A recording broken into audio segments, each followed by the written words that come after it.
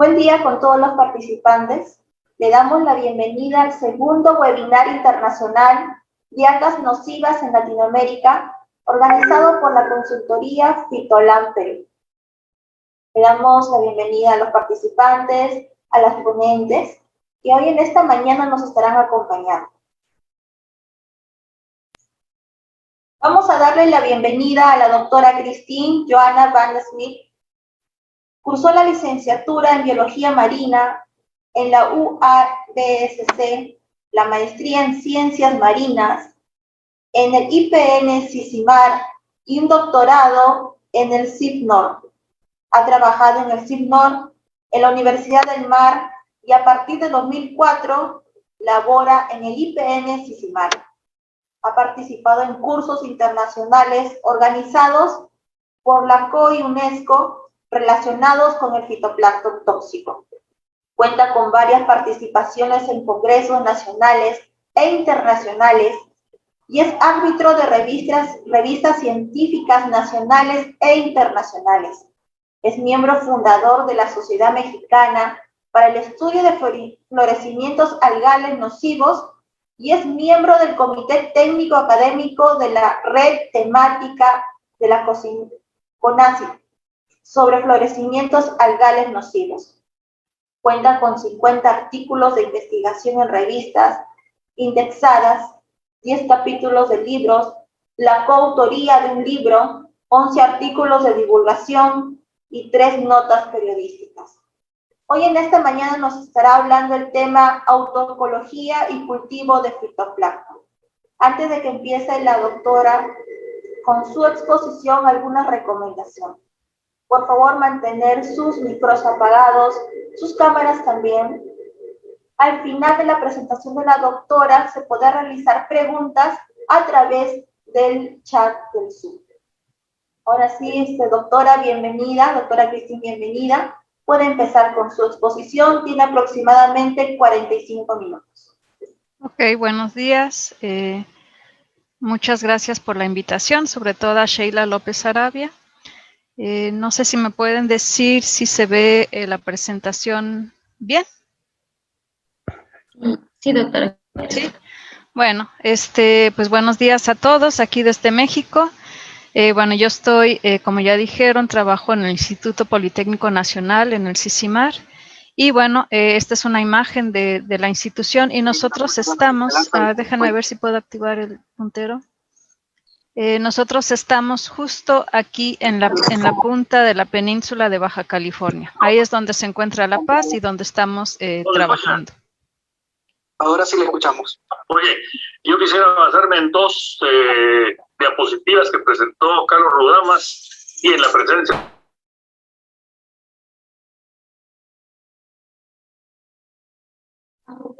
Sí. ¿Ya puedo seguir? Sí.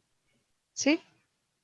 Bueno, entonces, bueno, les estaba comentando dónde nos encontramos, dónde me encuentro laborando. Y, permítame tantito. Y bueno, lo que vengo a compartirles es, quiero platicarles sobre el cultivo o los trabajos que hemos hecho sobre cultivos de especies que producen lo que comúnmente ustedes conocen como mareas rojas, que no tiene nada que ver con las mareas y no necesariamente son rojas. Pueden ser de distinto color, verde, pardo, incluso pueden ser incoloras, dependiendo de la especie que sea la responsable que las produzca. Los científicos normalmente lo conocemos como en el término de florecimiento algal y pues son causados por diferentes especies de fitoplancton que se pueden encontrar tanto en la columna de agua como en la parte del bentos. ¿Por qué nos interesa tanto conocer los florecimientos algales nocivos? Bueno, una es porque pueden tener diferentes efectos. Pueden causar, por ejemplo, grandes mortalidades en organismos marinos, ya sea cultivados o en el ambiente. Pueden tener diferentes afectaciones en zonas tanto costeras como en aguas interiores. Sobre todo afecta lo que es las actividades de acuacultura y de pesca. algunas especies pueden causar alteración en el paisaje de las playas, en la estética, por malos olores, por producción de espumas, y la que más nos preocupa es los diferentes efectos en la salud pública que pueden ocasionar dependiendo de los diferentes síndromes tóxicos que producen estas diferentes especies, algunas de estas especies de microalgas. En esta tabla les presento los diferentes síndromes que se pueden reportar. Esto está basado en los valores que tengo aquí, es basado en la legislación sanitaria mexicana. Esto puede cambiar de país a país. Este es el nombre de la toxina y las diferentes especies o géneros que están relacionados con la producción de estas toxinas. Estos límites de toxinas es la cantidad máxima que puede tener, por ejemplo, un molusco bivalvo para que pueda ser consumido por las personas, ¿no? ¿Cuál es la vía de transferencia de estas toxinas? Pues la más común, la que más se conoce, es la transferencia a través de los moluscos bivalvos, moluscos que tengan doble concha, ostiones, mejillones, callo de hacha, almejas. Pero conforme se ha avanzado en el estudio de la transferencia de estas toxinas en la red trófica, se ha visto que es mucho más complejo, ¿no? No solamente son los moluscos bivalvos los organismos que pueden transferir toxinas, son los diferentes eslabones y pues afectan de diferente manera a cada una de las especies que se presenten de las especies acuáticas, ¿no?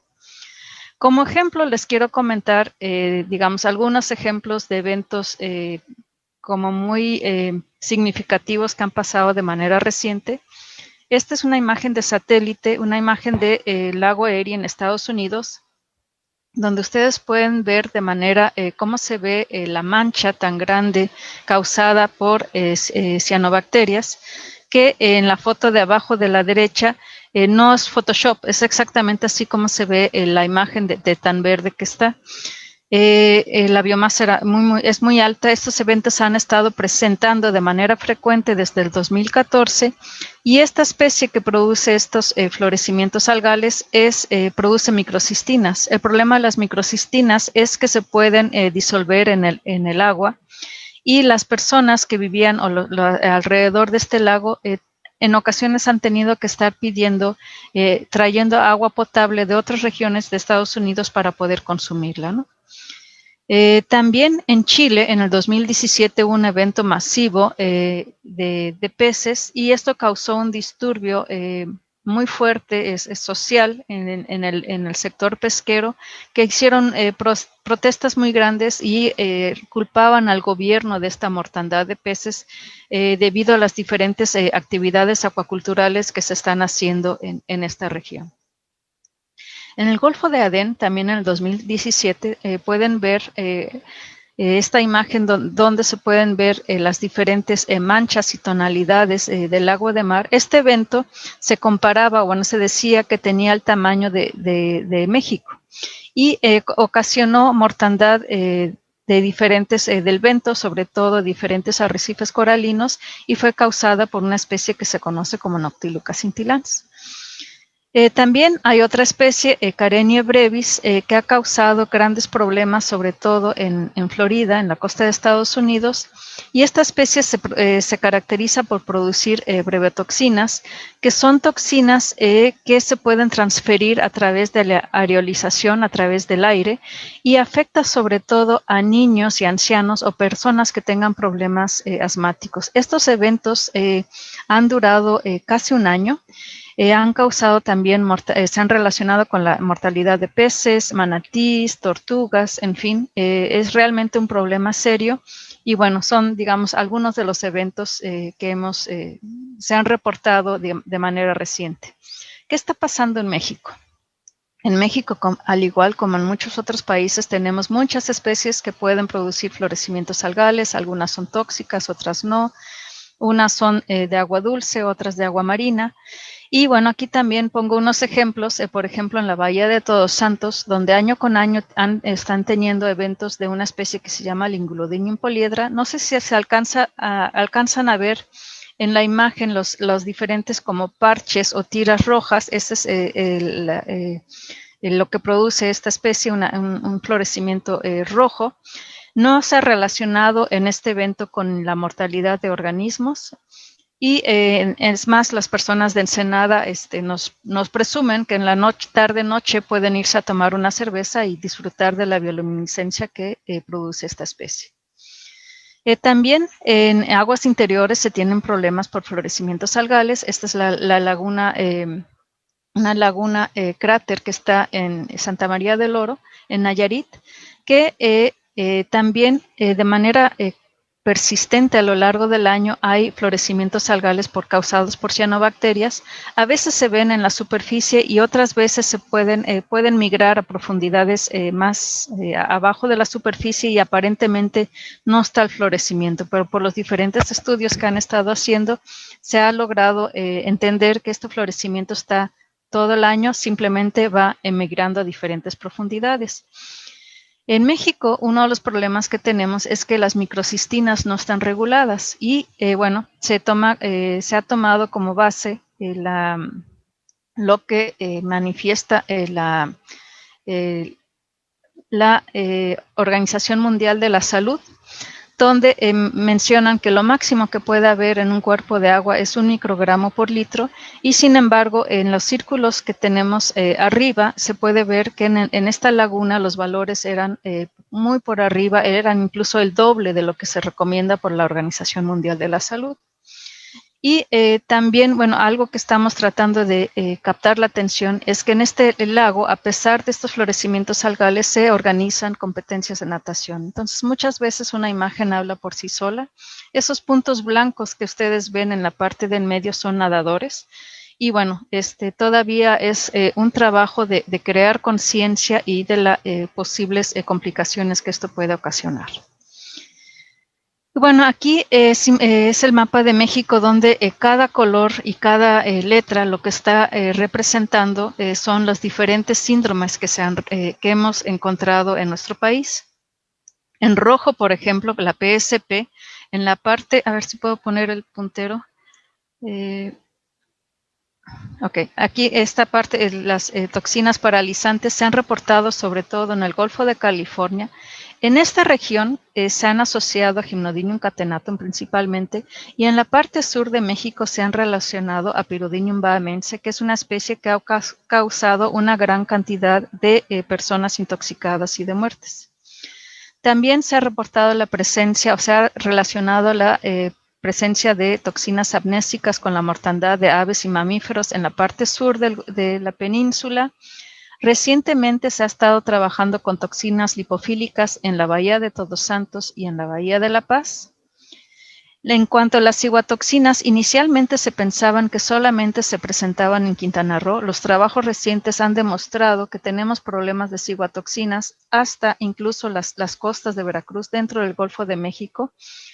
En este síndrome, bueno, y en muchos otros se tiene un subreporte. De 1997 a 2007 se tenía un reporte de 108 personas intoxicadas solamente en Quintana Roo por ciguatoxinas, pero sin embargo este número es mucho más alto.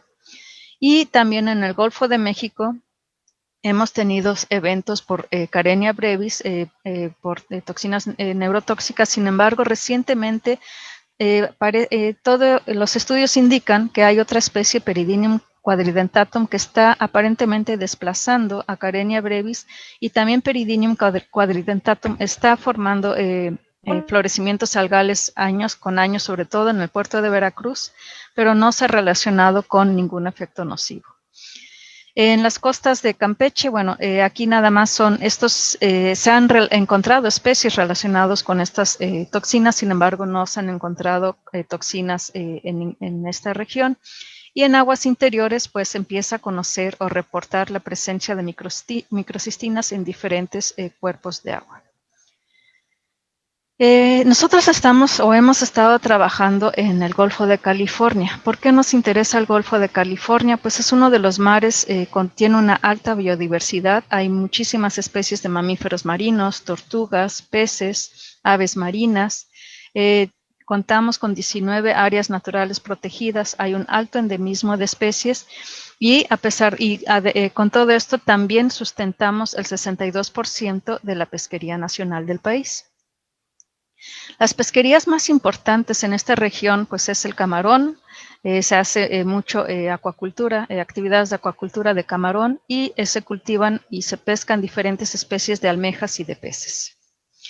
También Gárate Lizárraga ha reportado 94 especies asociadas que se han asociado con florecimientos algales en otras regiones, algunas de ellas tóxicas y otras no. Una de las primeras especies que se empezó a trabajar en el laboratorio de esta región fue Prorocentrum lima, que es una especie que se asocia con toxinas diarreicas.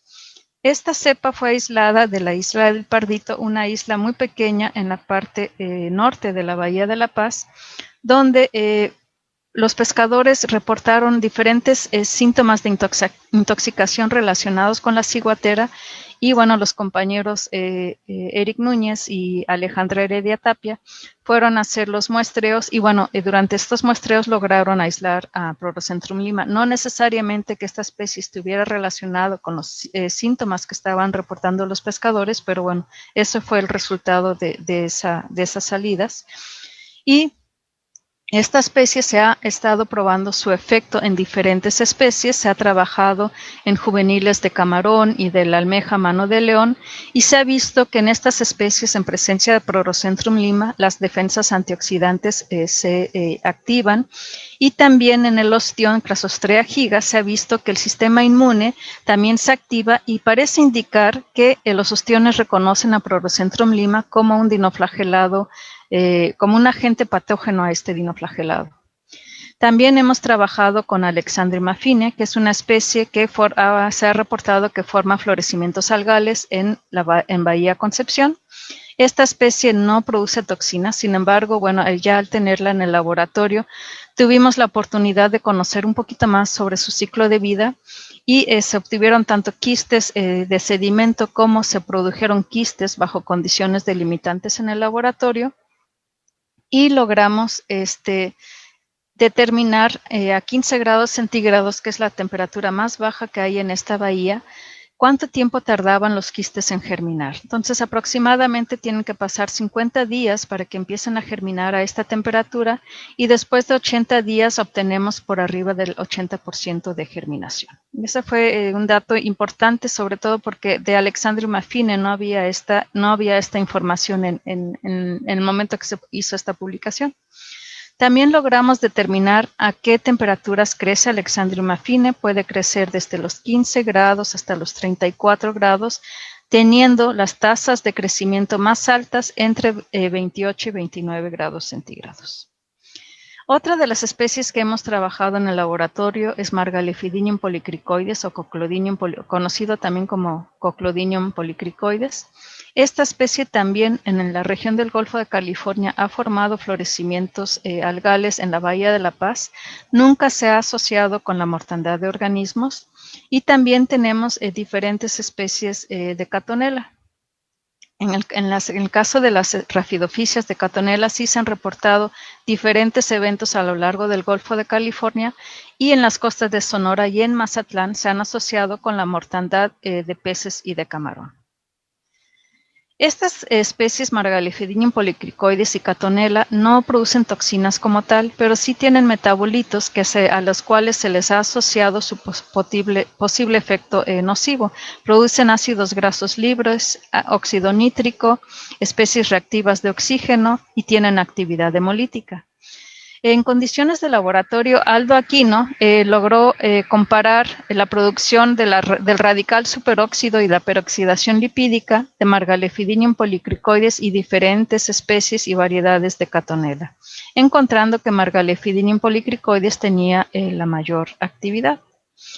También Dorantes Aranda, con una cepa de Margalephidinium polycricoides, determinó la cantidad de células que necesitaba para ocasionar el 50% de hemólisis en eritrocitos de peces y humanos, y él atribuye esta actividad hemolítica a estos ácidos grasos que son los principales que se encuentran en Margalephidinium polycricoides.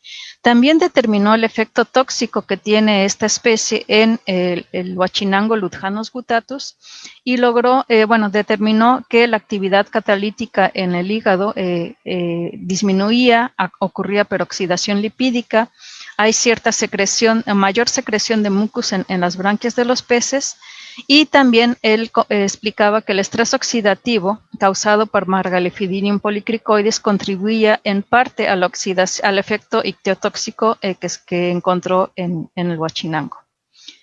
También se ha probado el efecto nocivo que tiene Margalifidium polycricoides en larvas de camarón, y se ha visto que después de una exposición de 72 horas se tiene el 100% de mortalidad en los camarones. También, en el caso de Catonella, de especies de Catonella, se expusieron diferentes etapas larvarias de la cabrilla arenera tanto a células como a filtrados de la Rhaphidophisia, y lo que se encontró que la Rhaphidophisia, que cuando, sobre todo el estadio de embrión era el más susceptible a estar en contacto con Catonella, cuando estaban en contacto directo con las células ocurría una mortalidad después de 34 horas, pero cuando retirábamos las células del cultivo y solamente se exponían los embriones al medio de cultivo sin las células, en un tiempo mayor, pero sí teníamos también a mayor del 80% de mortalidad en las células de los embriones, indicando que el metabolito que causa la mortalidad de estos embriones es liberado al medio de cultivo.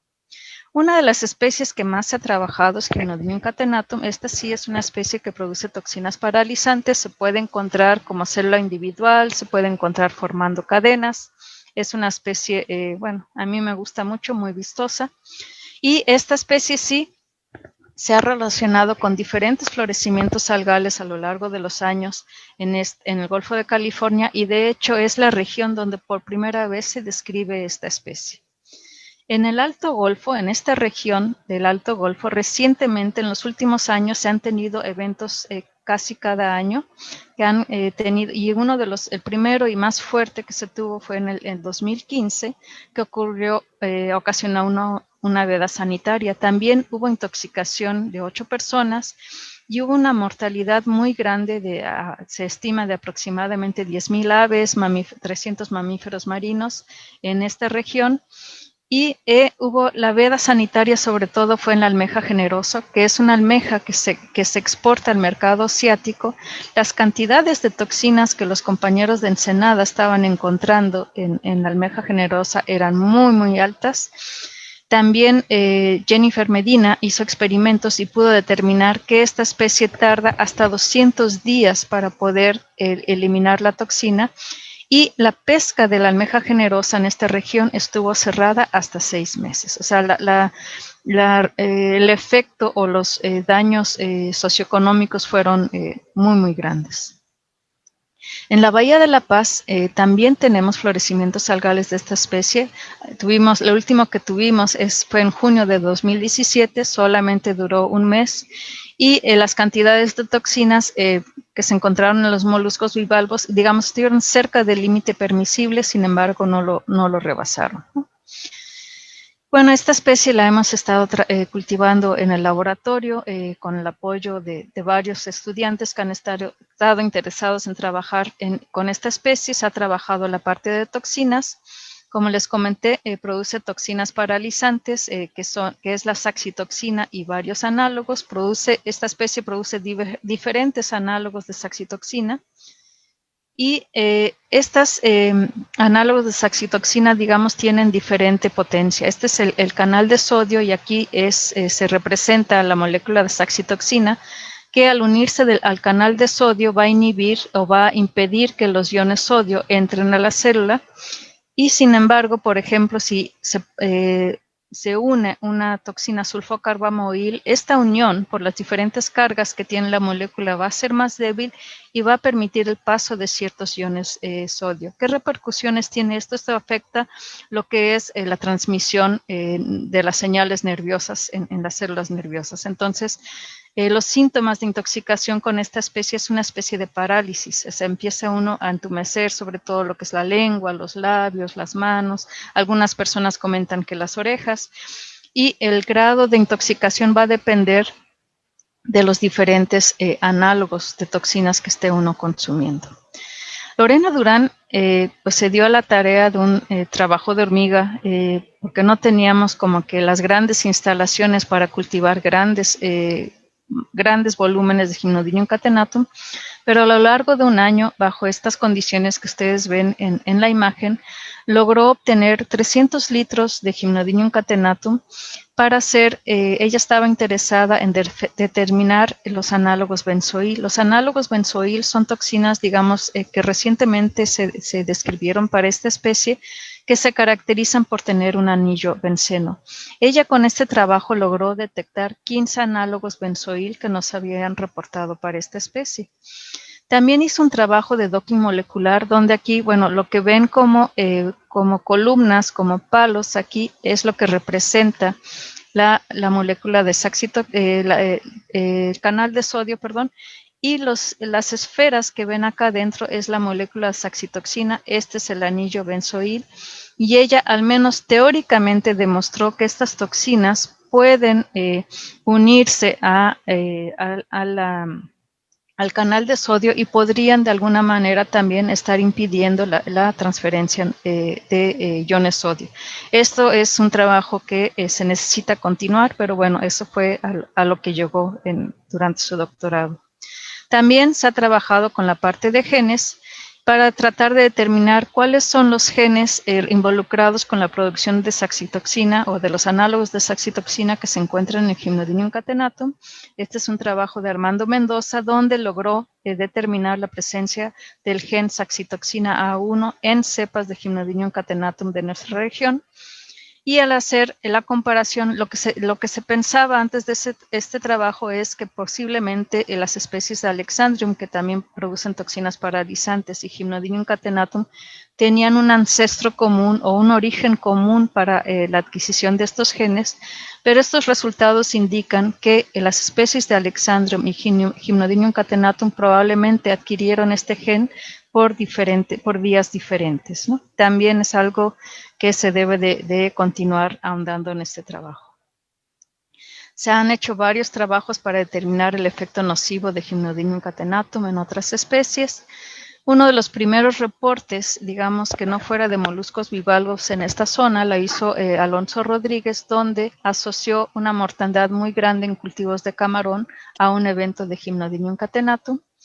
Y a partir de ahí se hicieron diferentes trabajos donde se expusieron a los camarones a diferentes concentraciones de Gymnodium catenatum y se determinó diferentes daños histológicos en diferentes tejidos, parálisis de los pleópodos, de las antenas, y algo que es muy característico, muy llamativo, es que la mortandad de los camarones ocurre en muy pocas horas, en 6 horas, dependiendo de la concentración de Gymnodium catenatum, se mueren los camarones y las toxinas se presentan en todos los tejidos, ¿no? También, bueno, aquí solamente les muestro, estos son diferentes tejidos, digamos, sanos, tanto del camarón, las glándulas gástricas y el corazón, y cómo estos tejidos son afectados después de ser expuestos a esta especie. También se han hecho, otra de las, digamos, preguntas comunes que hacen los pescadores o las personas que se dedican a la acuacultura es, cuando hay un evento, ¿cuánto tiempo voy a tardar para poder volver a pescar o consumir mis productos? Falta mucho trabajo en esta parte de nuestra región y bueno, se han hecho diferentes trabajos para determinar, por ejemplo, en la almeja chocolata se determinó que tardan hasta 15 días para poder eliminar las toxinas. También, igual como en otras muchas especies de moluscos en otras regiones del mundo, se ha visto que la cantidad de toxina que hay en los diferentes tejidos varía. Generalmente hay mayor concentración de toxinas en la glándula digestiva y en el músculo aductor hay menos.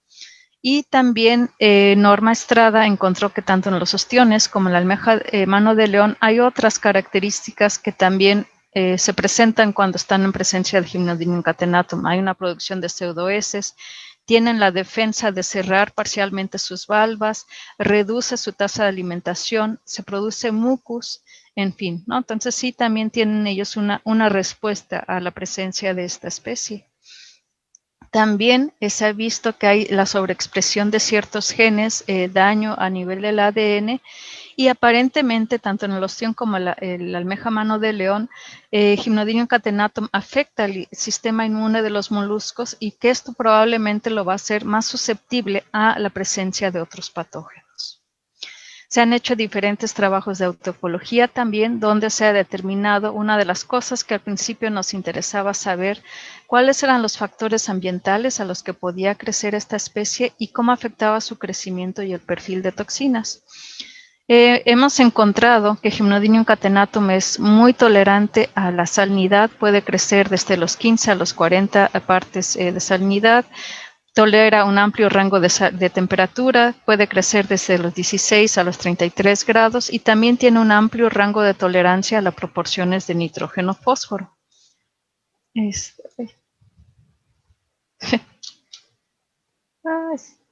Bueno. Y bueno, si fuera esta digamos, estos indicadores nos dicen que, bueno, no solamente son los factores ambientales los que están regulando la presencia de esta especie en la región del Golfo de California. Hemos aprendido también que, bueno, donde encontramos una mayor diferencia en el perfil de toxinas es al cultivarla a diferentes temperaturas. A mayores temperaturas tenemos una mayor porcentaje de toxinas B y a menores temperaturas un mayor porcentaje de toxinas C. Y también cuando hicimos el trabajo de crecerlas a diferentes proporciones de nitrógeno-fósforo, nunca encontramos una diferencia en el perfil de toxinas en estas diferentes proporciones. Sin embargo, en todos los casos siempre veíamos que en los primeros días de cultivo hay un mayor porcentaje de toxinas sulfocarbamatadas y al ir envejeciendo un poco el cultivo había una mayor proporción de toxinas carbamatadas y decarbamatadas, que son las toxinas de mayor potencia. Entonces, con todo esto, bueno, nos preguntábamos ¿qué hay de los factores bióticos? ¿Cómo los diferentes factores abióticos pueden afectar la dinámica poblacional de Gymnodium catenatum? Y uno de los trabajos primeros que se hicieron fue con Noctiluca scintillans, donde casualmente en 2007 también hubo un florecimiento de Gymnodium catenatum en la Bahía de La Paz, y en las muestras veíamos que estaba Noctiluca y tenía adentro de ella diferentes, cadenas de Gymnodium catenatum. Afortunadamente en ese momento en el laboratorio teníamos un garrafón con grandes cantidades de Gymnodium catenatum, teníamos un cultivo listo y nos dimos a la tarea de hacer un experimento de estar alimentando a Noctiluca con diferentes concentraciones de Gymnodium catenatum, y para nuestra sorpresa, Noctiluca es muy voraz para consumir a Gymnodium catenatum. Después de un día veíamos todas las vesículas llenas de Noctiluca con cadenas larguísimas, algunas ya se veían, digamos, que se estaban digiriendo, otras estaban completas, y y este experimento se pudo continuar hasta 5 días. Al 5.º día ya empezábamos a ver un daño en las células de Noctiluca que queda pendiente por determinar si este daño es porque Gymnodium catenatum no es un buen alimento para Noctiluca o si este daño es causado por el efecto de las toxinas. También se han hecho trabajos en el copépodo Acartia clausi, que es un copépodo que también se encuentra durante los florecimientos de Gymnodium catenatum en la región de Bahía Concepción, y también en este caso se mezcló Gymnodium catenatum con muestras de fitoplancton de la zona y se medía la cantidad de Gymnodium catenatum por la concentración de peridina. Y se veía que los copépodos, al incrementar la cantidad de Gymnodium catenatum en la dieta, también incrementaba la tasa de ingesta. Esto mismo también se veía en la producción de huevos. Entre mayor alimento había de Gymnodium catenatum en la dieta, tenían una producción de huevos mucho mayor. No se observaron efectos en el porcentaje de eclosión. Y bueno, esto creemos que Acartia clausi es un regulador de los florecimientos algales en esta zona. Estos experimentos se hicieron hasta una primera generación. Algunos autores comentan que se tiene que hacer estos trabajos 2 o 3 generaciones, pero bueno, por cuestiones técnicas solamente se pudo hacer durante una generación. Y bueno, con esto hasta aquí concluimos que tanto Noctiluca como el copépodo se alimentan de Gymnodinium catenatum y probablemente juegan un papel en la regulación de los fans de esta especie. También últimamente nos hemos dado la tarea de tratar de conocer cuál es el efecto de especies que ocurren en Gymnodinium catenatum bajo condiciones de laboratorio. Y bueno, hemos hecho experimentos donde mezclamos especies en un mismo cultivo, donde los separamos por una membrana y donde exponemos a Gymnodinium catenatum a filtrados de estas especies. Es decir, cultivamos a la especie, la retiramos de manera suave del medio de cultivo y solamente el medio de cultivo se expone a Gymnodinium catenatum. El primer trabajo que se hizo, le hizo Leiber Fernández con la Rhaphidophisia catonella marina, y donde se determinó que dependiendo de la concentración, pero siempre, aquí solamente estoy mostrando la mortandad que siempre teníamos de Gymnodinium catenatum en presencia de catonella marina. En los cultivos bialgales también teníamos esta mortalidad. Igual nuevamente en un tiempo mayor se veía este efecto. Sin embargo, estos experimentos nos dieron la oportunidad de poder ver los daños que ocurrían a nivel de la membrana y cómo las células iban incrementando de tamaño y cómo las cadenas se iban separando. Las cadenas tendían a romperse. Este trabajo se repitió con Margellophidium polycricoides, que también se ha encontrado en el ambiente, también cuando está Gymnodinium catenatum, y encontramos lo mismo. Gymnodinium catenatum en presencia de Margellophidium polycricoides prácticamente no crece, y nuevamente volvimos a ver este daño celular a nivel de las membranas. Las células se lisan, las células empiezan a engrandecer, las cadenas se rompen. Y también con Dulce Ramírez nos dimos a la tarea de aislar la comunidad bacteriana asociada a Gymnodinium catenatum. Esta idea surgió de una cepa que nos mandaron de Colima, que siempre que la cultivábamos tenía este color verde limón, cuando normalmente los cultivos de Gymnodinium catenatum no tienen ese color tan amarillo, tan verde. Entonces, nos dimos a la tarea de aislar Dulce se dio a la tarea de aislar estas células por citometría de flujo y logró cultivar a partir de ahí 2 bacterias del género Alteromonas y Rociovarius. Esta nos dio una información interesante. Siempre en presencia de estas bacterias, la biomasa de Gymnodinium catenatum duplicaba, la tasa de crecimiento incrementaba. También había cambios en la composición bioquímica de las especies, pero lo que más nos llamó la atención era que siempre en presencia de estas bacterias obteníamos más del 74% de germinación de los quistes que producíamos en el laboratorio. Si estos quistes no se exponían a ninguna de estas bacterias, el porcentaje de eclosión era menos del 10%. Entonces, nos da una idea de que aparentemente estas bacterias tienen un papel muy importante en la germinación de los quistes. Y bueno, con esto concluiríamos que, bueno, tanto lo que les comentaba, los copépodos y Noctiluca y algunas especies de fitoplancton regulan los florecimientos algales de Gymnodinium catenatum, y que los quistes en particular creemos que tienen un papel muy importante en la germinación de los quistes. También recientemente con Ignacio Leiva hemos seguido trabajando con el monitoreo de moluscos de esta región, con la almeja blanca, almeja chocolata, callo de hacha. Y él ha estado trabajando con toxinas lipofílicas, donde ha encontrado 14 análogos dentro de estos grupos de toxinas. Es importante aquí también mencionar que en México de estas toxinas lipofílicas solamente el ácido ocadaico es regulado y las demás no. Siempre las encontró, este monitoreo se hizo durante 3 años, siempre encontró las toxinas por abajo del límite que recomiendan para otros países. Sin embargo, nos llama mucho la atención que siempre había una mezcla de estas toxinas, y bueno, ahorita su interés es poder continuar trabajando y ver qué sucede ante la exposición continua de diferentes mezclas de estas toxinas, ¿no? Entonces, también algo que no sabemos es cuáles son los organismos que son responsables de esas toxinas lipofílicas que tenemos en la Bahía de La Paz. Y bueno, nos hemos dado la tarea de estar aislando células epibentónicas de esta región. Y tenemos algunos avances. Ana Emilia Ramos Santiago caracterizó a Culia malayensis de aquí de la Bahía de La Paz. Es una especie que hemos entendido que puede crecer bajo diferentes condiciones ambientales, de luz, de temperatura, y todavía no conocemos. La pandemia nos disminuyó el trabajo en el sentido de poder mandar muestras para hacer análisis de toxinas.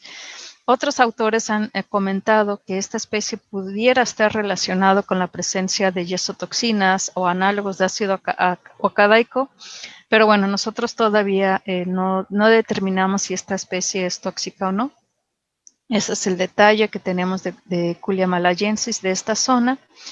También hemos trabajado con hemos logrado identificar y aislar diferentes especies de Prorocentrum. Este es un ejemplo de la controversial Prorocentrum ratimum mexicanum. Realmente todavía no sabemos cuál de las dos especies es, y tampoco hemos determinado si las cepas que nosotros hemos aislado son tóxicas. Está pendiente. Hemos aislado especies de Ostreopsis que en la literatura se relacionan con la producción de palitoxinas. También tenemos la presencia de especies de Gambierdiscus que podrían estar relacionados con ciguatoxinas. Y bueno, aquí en azul pueden ver, Nacho ha estado trabajando con diferentes estudiantes para la identificación molecular de estas especies. Aquí en azul son las cepas que nosotros tenemos en el laboratorio. Y bueno, pues hemos encontrado cepas de Prorocentrum mexicanum, ratimum, corianum, Margalephidinium polycricoides, diferentes especies de Amphidinium, todavía por definir si es Cartereo o Massarti. En fin, Ostreopsis lenticularis, Culia malayensis. Y bueno, este es un trabajo pues, que poco a poco se va avanzando. Y bueno, nada más quiero terminar que si recuerdan, como les comentaba al principio, Garatel Lizárraga dice que tenemos 94 especies en el Golfo de California relacionados con florecimientos algales. Realmente los trabajos se están enfocando, hasta la fecha se han enfocado a muy pocas especies. Tenemos todavía muchísimo que hacer, pero bueno, poco a poco se van sumando personas y se van pudiendo integrando y estudiando otras especies de la zona, ¿no? Mucho de lo que les presenté está en este libro de florecimientos algales nocivos en México, en el capítulo del Golfo de California.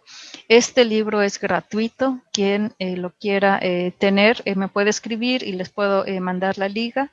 Es un libro que vale la pena tenerlo. Y bueno, el trabajo que les presenté no es un trabajo que yo he hecho sola, muchísimas personas han participado en este trabajo de diferentes instituciones. Y bueno, el trabajo en equipo y el trabajo con diferentes colegas es necesario para poder avanzar y comprender la problemática que tenemos en cada una de nuestras regiones. Y pues nada más quiero terminar diciéndoles que este año va a ser el Congreso de la ISHA, que es uno de los eventos más importantes de algas nocivas a nivel internacional. Por las condiciones que todos estamos viviendo, va a ser un evento 100% virtual. Estamos en este momento recibiendo resúmenes, entonces pues ojalá podamos contar con su participación. Y pues eso es todo por lo que traía para compartirles.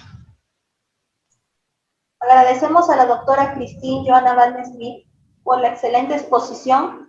Vamos a pasar a la ronda de preguntas. Si desean hacerlo, pueden escribirlo a través del chat del Zoom. José Solano consulta, ¿habrá animales que logran acostumbrarse a estas toxinas? ¿Y qué cambios sufren en su cuerpo por esta aplicación de esta? Hablando específicamente de los peces, los que logran sobrevivir, ¿qué tiempo tienen y qué pasa para que estas toxinas se vayan totalmente de su cuerpo? ¿Y a partir de qué tiempo pueden ser comestibles nuevamente? Ok, bueno, la primera pregunta, lo que se ha visto, por ejemplo, en moluscos bivalvos es que sí hay cierto especies que han estado habitando, poblaciones que han estado en zonas donde continuamente están expuestos a florecimientos algales tóxicos, tienden a adaptarse. Cuando se hacen experimentos trayendo o mezclando poblaciones de esa misma especie que no hayan sido expuestas a esas toxinas, tienen mayor sensibilidad. Entonces sí, se está entendiendo que sí hay cierto tipo de adaptación de las diferentes especies, que bueno, es cuestión de hacer los diferentes estudios para comprender cómo se adaptan cada uno.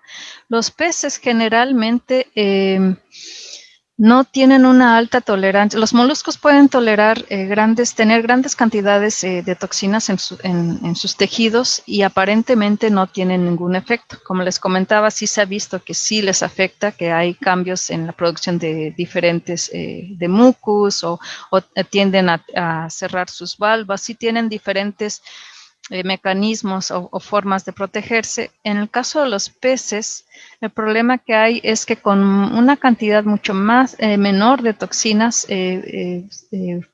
mueren, ¿no? Entonces realmente desconozco sobre el tema de cómo los peces logran, digamos, desintoxicarse si es que tienen pequeñas cantidades de toxinas, pero sí son mucho más sensibles que los moluscos y generalmente por eso las mortandades de peces son, pues son tan llamativas, ¿no? Se ven grandes cantidades de peces en las zonas de playa, ¿no?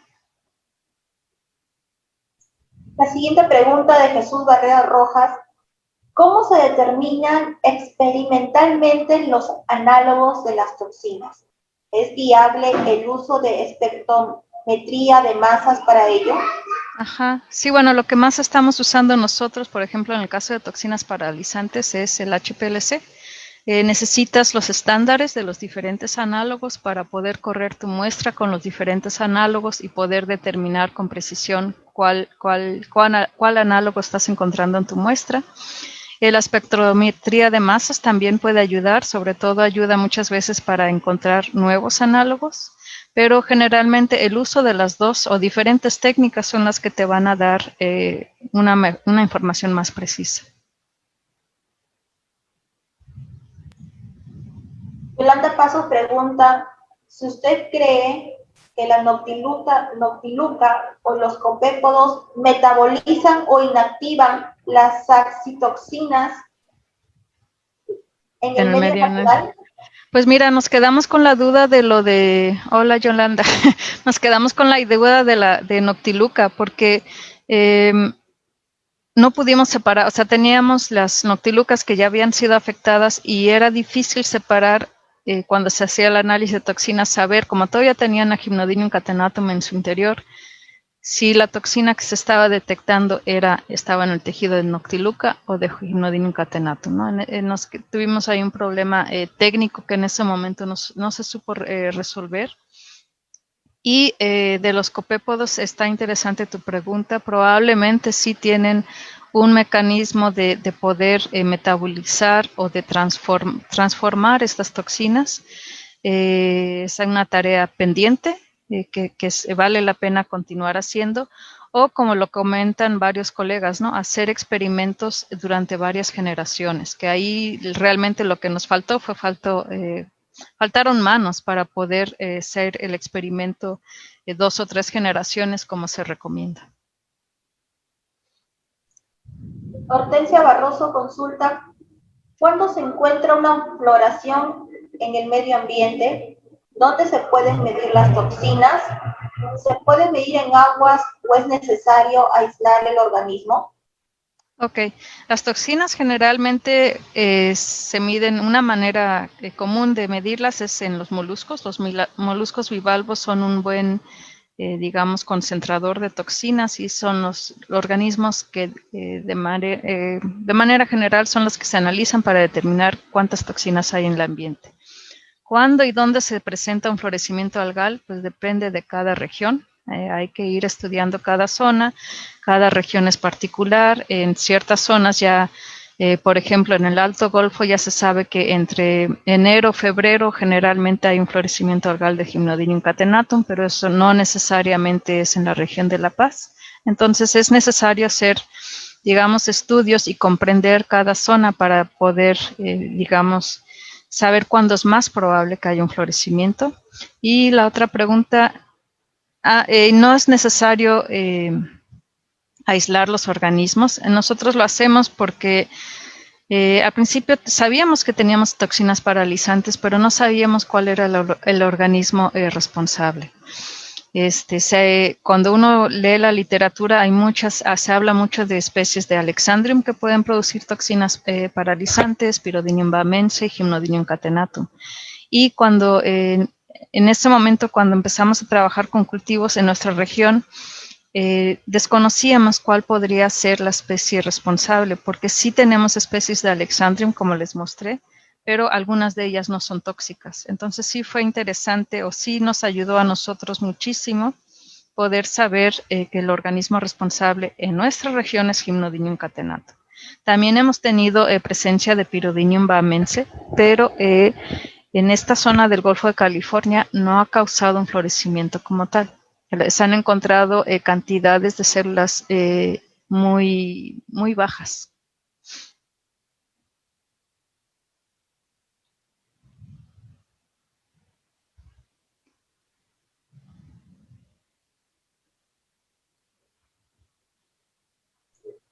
La siguiente pregunta viene de, ¿se podrán regular las toxinas de microalgas mediante los organismos frente a una floración en un centro de cultivo? ¿O el efecto de la toxina es la misma si se consume el organismo que consumió la microalga tóxica? A ver, me perdí un poquito. ¿Se podrán regular qué?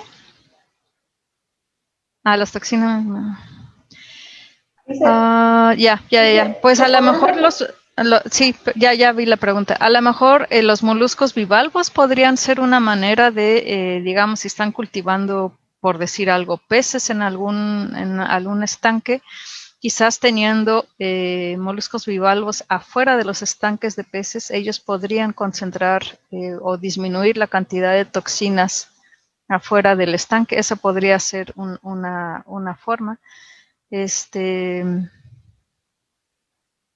Sí, sería cuestión, esa podría ser una forma, ¿no? Se han también probado diferentes medios físicos, pero el problema ahí es que muchas veces algunas de las toxinas se pueden liberar al agua. Entonces, aunque pongan filtros y diferentes fases para limpiar el agua de mar, la toxina es liberada al agua de mar y de todas maneras puede causar, por ejemplo, en este caso, la mortandad que se tuvo en los estanques de cultivo de camarón.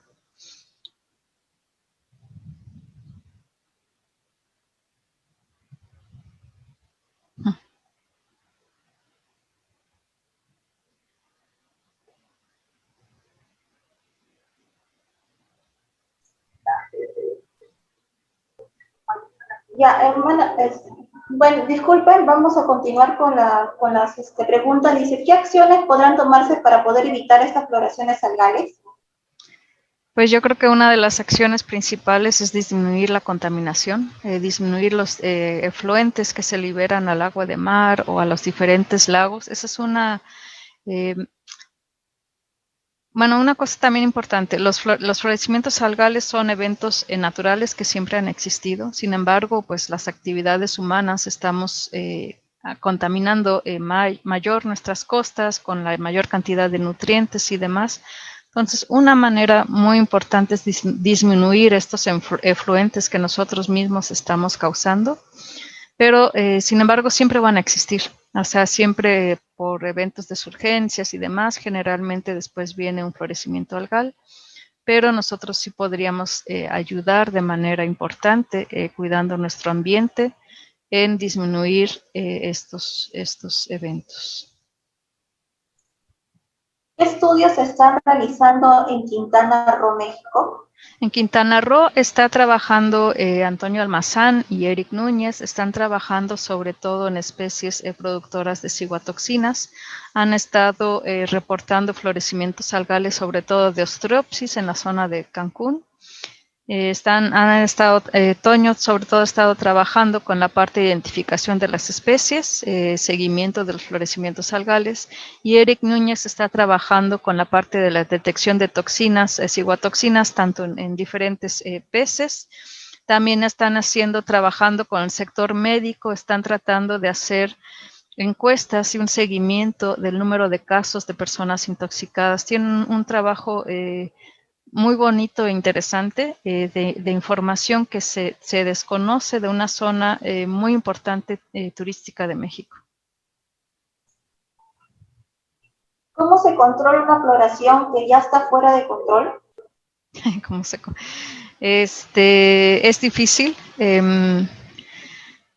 Aquí en México no se ha trabajado nada con la parte de control. Hay otros países, los asiáticos usan diferentes formas, generalmente usan, se me fue el nombre, usan arcillas para poder controlar los diferentes florecimientos algales. Tienen unos barcos gigantes que están esparciendo arcillas que hacen que las especies se vayan hasta el fondo.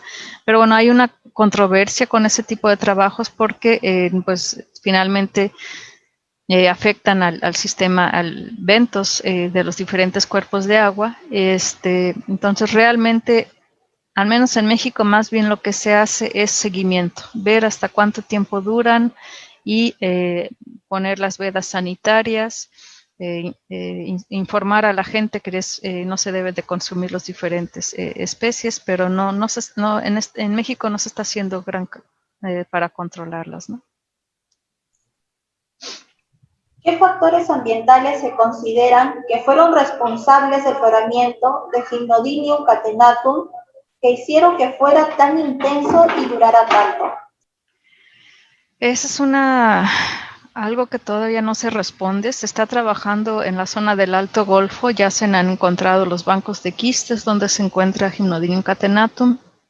Se está trabajando a toda la parte de corrientes. Parece ser que está asociado con eventos después de huracanes. Después de un huracán que hubo una remoción importante del sedimento, pareciera que está relacionado con eso, pero todavía falta, digamos, más estudios o seguir trabajando para poderlo asegurar, ¿no? Agradecemos a la doctora Cristín por la excelente ponencia. Al contrario, muchas gracias. Las preguntas que no fueron respondidas serán alcanzadas a través de Gmail. Vamos a dar 5 minutos de receso y luego continuaremos con la siguiente ponencia. Muchas gracias. Gracias, hasta luego. Gracias.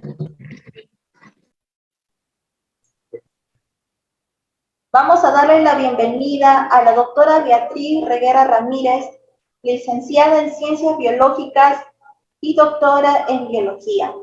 Más de 25 años de experiencia en ecología fitoplanctónica y en los últimos 20 años ha enfocado su trabajo a la autoecología dinámica de poblaciones y toxinología de microalgas productoras de toxinas que son acumuladas por bivalvos y se transfieren a través de la red trófica, causando síndromes tóxicos de tipo paralizante, diarreico y amnésico.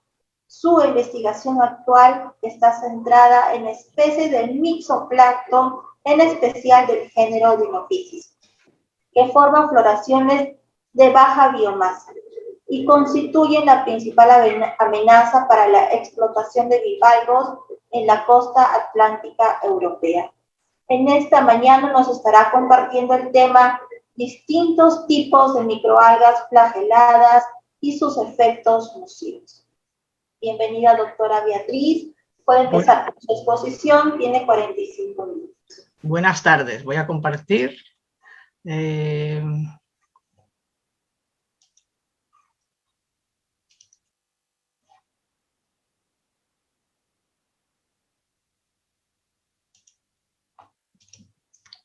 Compartir, aquí está.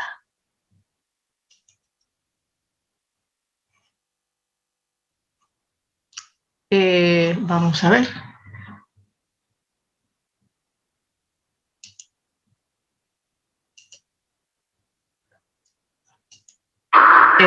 ¿Pueden ver mi pantalla ya? No ha funcionado. ¿Me escuchan? Sí, doctora. Sí, acabamos de ver. Bueno, ¿puedo comenzar ya entonces? Sí. Bueno, buenas tardes a todos, que aquí en España son ya las 6 de la tarde. Muchas gracias a Sheila por esta oportunidad de dirigirme a la comunidad latinoamericana hablando en mi propio idioma. El título es muy amplio y ahora verán cómo se afrontó esta presentación: microalgas flageladas y sus efectos nocivos. Como Sheila les va a hablar mañana de las diatomeas, habíamos acordado que yo hablaría de los dinoflagelados, pero sin omitir a otros flagelados que tienen un gran impacto socioeconómico en los recursos pesqueros y en los recursos marisqueros y la salud. Ay, perdón. A ver si sale esto. Perdón, a ver, un momento. Salir de pantalla completa.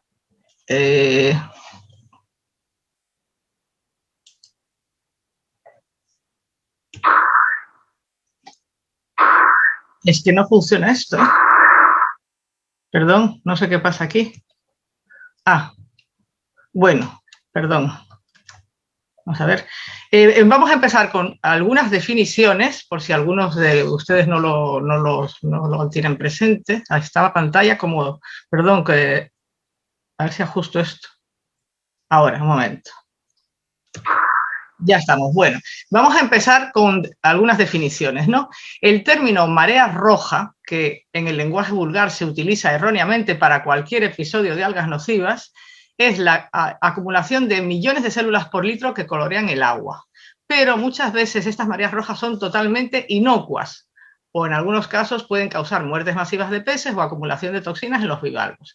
Aquí tenemos un ejemplo de marea roja de una de las más abundantes en el mundo entero, de Noctiluca, que nunca ha dado ningún problema aquí en el país, pero en zonas de acuicultura, si están en sitios confinados, al decaer la floración pueden elevar los niveles de amonio y causar intoxicación por este motivo. El término floraciones algales nocivas, FANS, es un término socioeconómico, no es un término científico, es un término acuñado por la COI para definir cualquier proliferación de microalgas que es percibida como un daño por el hombre. Mareas rojas no coincide necesariamente con floraciones algales nocivas. O sea que hay muchas floraciones algales nocivas que no son mareas rojas y hay muchas mareas rojas que no son floraciones algales nocivas. Entonces, aquí puse un título un poco provocativo: algunas cansinas frases frecuentes. Harmful algal blooms are increasing in frequency, intensity and geographic distribution. ¿Cuántas veces se empiezan así los trabajos o la petición de proyectos con la esperanza de que así se financien con más facilidad? Y bueno, yo ya cuando veo algo que empieza así, ya dije, apaga y vamos. Depende qué especie, dónde y cuándo, porque no se puede generalizar. O sea, hay tal cantidad de especies nocivas con requerimientos tan distintos que este statement es muy simple.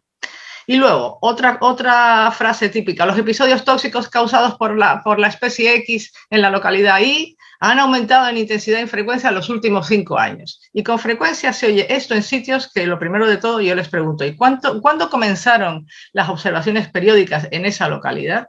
Porque hay veces que justo empiezan a muestrear y a los 5 años están diciendo, están aumentando en intensidad, y no tienen una serie de mediciones lo suficiente como para poder hacer estas afirmaciones tan rotundas, ¿no? Esto sería la clasificación en cuanto a efectos socioeconómicos de las floraciones algales nocivas. Las hay de especies planctónicas y las hay de especies bentónicas. Y dentro de estas especies planctónicas o bentónicas, unas son tóxicas, o sea, especies que producen toxinas, unas de ellas alcanzando alta biomasa y causan mortandades de peces, las ictiotóxicas, y otras que en cambio se transfieren a través de las redes tróficas, no necesariamente formando manchas ni alcanzando grandes densidades, Y son las más conocidas, las que producen los envenenamientos por marisco, el envenenamiento por toxina amnésica, por toxina diarreica, por toxina paralizante. Por otro lado, tenemos no tóxicas de alta biomasa, que pueden causar daños directos cuando tienen apéndices espinosos y dañan directamente a los peces en las agallas, o daños indirectos cuando, al alcanzarse grandes densidades de microalgas, se producen cambios físico-químicos en el agua muy bruscos, por ejemplo, hiperoxigenación durante el día, anoxia durante la noche y luego, sobre todo, cuando la floración llega a su fase de declive y se sedimenta y pudre, se producen fenómenos de anoxia que en algunos casos dan lugar a sulfídrico, formación de coloración negra, lo que en Perú llaman el pintor de Callao. Es el ejemplo más conocido de esas putrefacciones anóxicas y producción de sulfídrico. Entonces, las FANS productoras de toxinas son, en el caso de donde vivo yo, en Galicia, en España, en Europa, son sin duda las más importantes. Las FANS productoras de toxinas que presuponen una amenaza para la salud pública y para la exploración de recursos marisqueros y acuicultura. En los países tenemos regulaciones sobre límites máximos de toxina permitida en los alimentos de los distintos grupos de toxina, por encima de los cuales hay que cerrar la extracción de bivalvos. Se cierra la cosecha. Y dando lugar a periodos muy largos de cierre de extracción de bivalvos. Por los impactos socioeconómicos, entonces podríamos resumirlos en impactos a la salud pública, serían los síndromes tóxicos, paralizante, diarreica, amnésica, la ciguatera, que son de origen bentónico, por consumo de bivalvos y otros vectores. O irritaciones por toxinas suspendidas en el spray marino, en el caso de las de toxinas tipo Carenia. En los cultivos de peces, en la explotación de bivalvos, pero también puede ser, por ejemplo, en zonas importantes desde el punto de vista turístico, contaminación visual. O sea, que la gente le moleste estar viendo las manchas o que no quiera bañarse en una zona donde hay eso por si acaso. Y luego ahora incluimos las floraciones nocivas de microalgas bentónicas. Esta es la organización, distribución de impactos que hicimos ya en la Unión Europea desde hace ya mucho tiempo. Añadido a eso están las algas microbentónicas. Pero, ¿ahora qué pasa? Las bases de la clasificación taxonómica no coinciden con la clasificación socioeconómica del impacto, en absoluto. ¿Cuáles son las bases de la clasificación taxonómica actual? Por un lado, la morfología tradicional, observando al microscopio óptico o al microscopio electrónico. Pero a la observación de la morfología tradicional se ha sumado que ahora somos capaces de aislar las especies, mantenerlas en cultivo, ver su ciclo de vida y observar las formas vegetativas y las distintas etapas del ciclo sexual, que a veces no se parecen en nada a las células vegetativas. Eso ha dado lugar a muchas reclasificaciones y a muchos aumentos de especies o, a lo contrario, reducción. Por otro lado, lo que ha supuesto una auténtica revolución, la filogenia, que consiste en ver el parentesco de las especies en base a su material genético. Eso se consigue secuenciando su DNA ribosomal, porciones de su DNA ribosomal o mitocondrial u otras partes que no se hayan explorado. Por otro lado, la quimiotaxonomía, que sería analizar sustancias que tengan estas células tipo pigmentos por HPLC, o hay grupos de investigación que usan el Chemtax, que hacen un muestreo del agua de mar según los grupos microalgales por sus pigmentos. Y luego he puesto aquí toxinología con mucha interrogación a propósito, porque las toxinas son metabolitos secundarios y no son un fundamento de clasificación taxonómica. En algunos casos hay especies que mantienen un perfil de toxinas muy estable y que siempre esa especie tiene esas toxinas, pero hay en otros casos, y el mejor ejemplo son los dinophysis, la diferencia de perfil de toxinas entre especies es menor a lo mejor que entre la misma especie en distintas regiones del mundo. No es un carácter que sirva para clasificación taxonómica. Sirve para la clasificación de efectos, de impactos, clasificación de impacto socioeconómico. Por lo tanto, desde el punto de vista académico, basado en la filogenia, en la clasificación con bases morfológicas, genéticas, las especies formadoras de FAN, que incluyen microalgas planctónicas y bentónicas, pertenecen a clases algales muy distintas con requerimientos fisiológicos muy diversos. Esto que ven aquí es la cantidad de especies que aparecen en la lista de referencia de la COI en esta dirección, y lo que está en rojo es las que había apuntado hace poco más de 5 años, 4 o 5 años. Y cuando ahora he preparado la diapositiva para esta presentación, lo que ven en verde es lo que ha subido en estos últimos años. O sea que ahora, en vez de 13 diatomeas, tenemos 28 más 3, 31. Y en vez de 71, nos toca sumar esto de aquí. ¿A qué se debe este boom de nuevas especies? Por un lado, bueno, las dinoficiales siguen estables. Ya veremos el 10 más 2 es porque aquí están metidas 2 especies de Phalacroma que yo no me creo que sean productoras de toxina, creo que son vectores. Las goniaulacales son en las que el aumento ha sido más grande. ¿Por qué? Porque dentro de las goniaulacales tenemos el mayor conjunto de especies con distintos efectos. Tenemos los alexandrios, productores de toxina paralizante, los productores de toxinas lipofílicas tipo yesotoxina y pectenotoxina, y tenemos a las bentónicas, el Gambierdiscus y los Ostreopsis. Estas especies eran muy difíciles de clasificar con caracteres morfológicos, y con la irrupción de la genética, la gente ha conseguido tener una herramienta más que ha ayudado a la identificación de muchas nuevas especies. Así que ahora entran en el grupo de goniaulacales, y fíjense en la fecha en que fueron erigidas las especies, y muchas de ellas son de años recientes. Y antes teníamos 5 peridineales, ahora aparecen solo 2, y aparece este nuevo grupo. ¿Por qué? Porque el Azadinium, junto con otros Azadinium spinosum y otros del género Amphidoma, se vio que constituían una clase aparte de las peridineales. Si entramos en los dinoflagelados, es el grupo más amplio y, como dijimos, el que incluye una mayor diversidad de efectos de impactos socioeconómicos. Algunos grupos son muy homogéneos. Los dinoficiales son todos productores de toxinas del grupo ocadaico y pectenotoxinas. Y las del grupo Amphidomataceae todas son productoras de azaspirácidos. Pero si vamos al grupo de las goniaulacales, hay una gran diversidad de toxinas producidas y de efectos.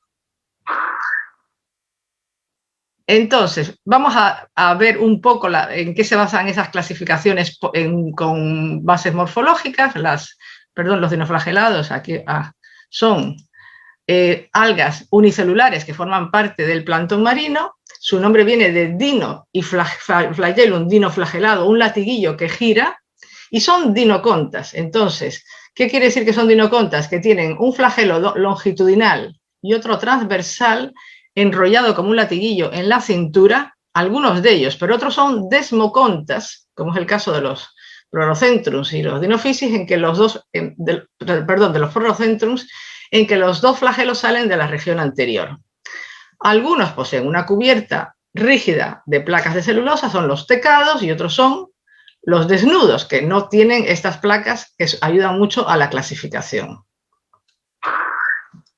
Y entonces, aparte de los dinoflagelados, quise añadir aquí a las rafidofisias. No sé por qué, veo aquí, por un momento. Las rafidofisias, y entre paréntesis puse a los silicoflagelados. Las rafidofisias, esta lista que ven aquí es lo que aparecía antes en la lista de la COI como rafidofisias productoras de toxinas. Las que están en rojo, poco después se vio que no eran rafidofisias. ¿Qué ocurrió? Cuando hubo un bloom de esta que le llamaban Chatonella globosa en Nueva Zelanda, el grupo de Chang et al. Vio que unas células que creían que eran células desnudas de sílico flagelados, en realidad era una especie que habían estado llamando Chatonella globosa. Le pusieron este nombre tan curioso, vicissitudes, debe ser por las vicisitudes que les causó. Y luego la que antes llamábamos Chatonella verruculosa fue reclasificada como pseudochatonella. Esta pseudochatonella verruculosa se hizo tristemente famosa en Chile en el año 2016. Fue la causante de la tremenda mortandad de salmones que hubo en ese país en el 2016. Es también el principal causante de mortandades de salmones en Escandinavia. Y luego la Heteroschisma casivo también es muy conocida por mortandades de peces. En el caso de las rafidofisias y de estas que hemos puesto aquí, de los sílico-flagelados, son todas ellas causantes de mortandades de peces. Son heterocontas con dos flagelos desiguales en el caso de las rafidofisias. Entonces, ¿por qué esta diversidad en los dinoflagelados? Que unos tienen pigmentos de un tipo, otros de otro, y con un comportamiento distinto. Entonces, si nos remontamos a la teoría de la... Perdón, es que no está partiendo, deja de... A ver si veo bien esto. No puedo ver bien la pantalla, un momento. No. Ay. Bueno, Margulis fue la que propuso la teoría de la endosimbiosis seriada, o del origen de la célula eucariota por asimilación simbiótica de bacterias con habilidades diferenciadas. Entonces, según la teoría de Margulis, un organismo tipo ameba engulló a unas bacterias aeróbicas y dio lugar a formación de mitocondrias. Y a partir de aquí, unas que tenemos la célula heterótrofa típica y otras que engullieron espiroquetas y células tipo cianobacterias con pigmentos y fotótrofas dieron lugar a la célula autótrofa actual. Con lo cual, de aquí a aquí hubo posibilidades de adquirir plástidos de distintos grupos algales y hubo posibilidades de retener o asimilar esas cosas que engullían. Es en un flash corto la teoría de la evolución de cómo se formaron estas células con características muy variadas de pigmentación. Voy a mirar la hora, perdón. Estos que veis aquí es un arrastre de fitoplancton pasado por malla para eliminar la fracción que no nos interesa y cómo se vería al microscopio de epifluorescencia. Estas que vemos verdes aquí serían las heterótrofas, las rojizas las fotótrofas por las clorofilas y estas que ven color naranja son los dinophysis porque tienen ficoeritrinas. Luego hablaremos de este asunto otra vez. Cuando hablamos de la taxonomía y de la morfología, hablamos de la importancia del ciclo de vida. Y eso, como ya en la presentación les dijeron que mi principal foco de estudio son los dinophysis, haré pinceladas de los dinophysis en cada paso. Este es el ciclo vital de dinophysis, el modelo. Y como ven, cuando las células vegetativas están en condiciones no óptimas o finales del crecimiento poblacional, se forman por división de pauperante parejas de células dimórficas que dan lugar a células pequeñas. Y esas células pequeñas se comportan como gametos. O algunas de ellas vuelven a crecer y vuelven a pasar a célula vegetativa. Todos estos pasos que ven aquí, como comprenderán, dan lugar a formas y contornos muy distintos. Siempre me gusta presentar esta diapositiva. Esto es una floración de Dinophysis caudata. Todas estas células están dibujadas a partir de una sola muestra, con lo cual fíjense, desde aquí hasta aquí, ¿qué diferencias? Estas estaban antes consideradas como una especie distinta que le llamaban Dinophysis diegensis, y no son sino la célula pequeña de Dinophysis caudata. Y eso mismo lo encontramos en prácticamente todas las especies de Dinophysis que hemos estudiado. Y luego otras cosas curiosas que dan lugar a confusión. Bueno, todavía no he llegado a esto. En el caso de los dinophysis, primero erróneamente creímos que se trataba de una conjugación, como en el caso de los Pleurocentrus, es decir, que la célula donante o pequeña pasaba su material nuclear a través de un pedúnculo de fertilización a la más grande. Pero luego cuando hicimos tinciones y más adelante confirmado con cultivos, resulta que no se trata de una conjugación, sino que es un apareamiento con un pedúnculo de conexión, y luego la célula pequeña es engullida por la grande, y cuando ya está dentro de la célula grande es cuando tiene lugar la fusión nuclear. Así que tuvimos que hacer correcciones en nuestro ciclo inicialmente propuesto. Así que la célula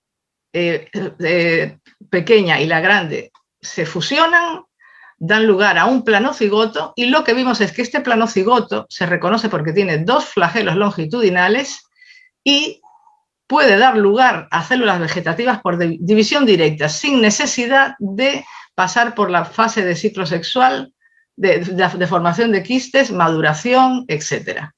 Con lo cual, hasta ahora nadie ha conseguido identificar una fase de quiste en Dinophysis. No sabemos si la hay o no la hay, pero si la hay, no la usa normalmente, porque consigue estar siempre presente en el plancton en forma de célula nadadora, o un comportamiento de vida que sería holoplanctónico, siempre en el plancton. Y luego, confusiones que se puede uno llevar con la morfología antes de usar la genética. Estas son formas que aparecieron en distintas muestras de campo, que llegamos a pensar si serían quistes de dinoflagelados, de Dinophysis. Esta incluso ya se veía el contorno del Dinophysis caudata y era el candidato preferido. Pues poco después lo que vimos fue que esto no era sino quistes temporales de otro dinoflagelado mixótrofo que se comía Dinophysis, el Fragilidium duplo campaniforme. Y cuando se come el Dinophysis, al poco tiempo da lugar a un quiste temporal ecdicial, que son estas pelotas marrones que encontramos en grandes cantidades en una campaña, y a partir de aquí fue cuando Elisabeth Nessan de Lifremer describió a esta especie, Fragilidium duplo campaniforme. O sea que cuando vemos las muestras de campo, no es oro todo lo que reluce, hay que tener mucho cuidado, y los cultivos, los análisis de genética, y etcétera, ayudan a la confirmación.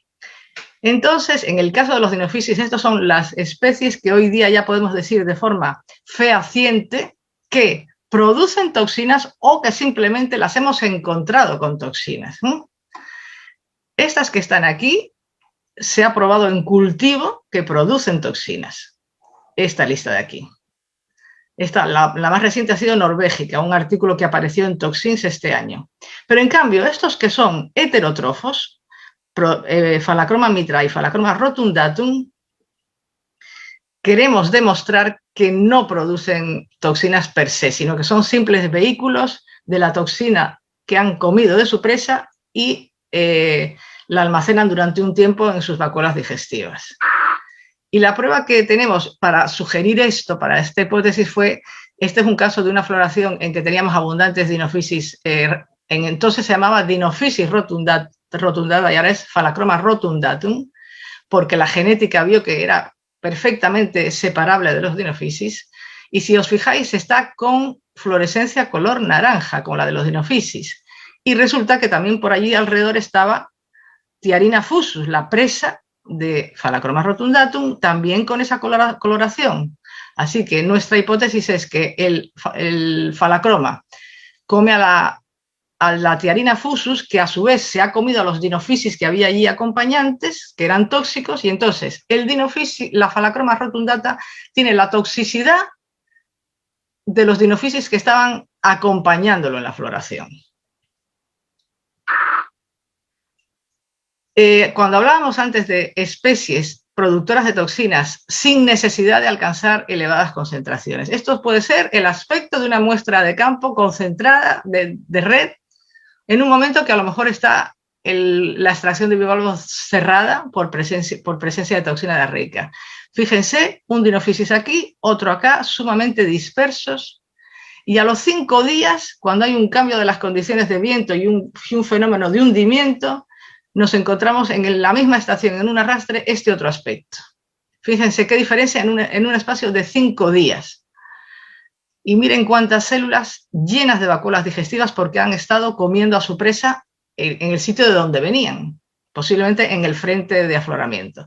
Por eso, cuando hablamos de floraciones, presencia de toxinas, presencia de las células, y hacemos unos muestreos una vez al mes o cada 15 días, hay que tener mucho cuidado con las conclusiones a las que se llega, porque puede ser debido a algo muy distinto de lo que se está viendo en la muestra.